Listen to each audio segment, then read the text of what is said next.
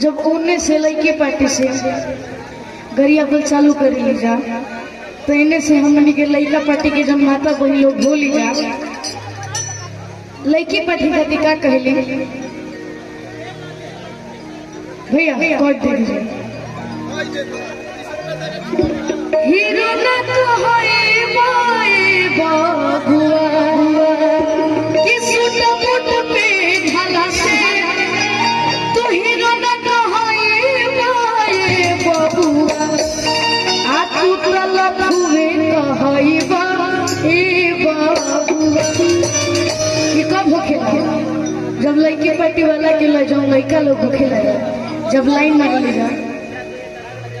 दुल्हा के वही तब हम लोग कर ले ई बात कि सूटा बूट पे ढाला से हीरो ना तो होए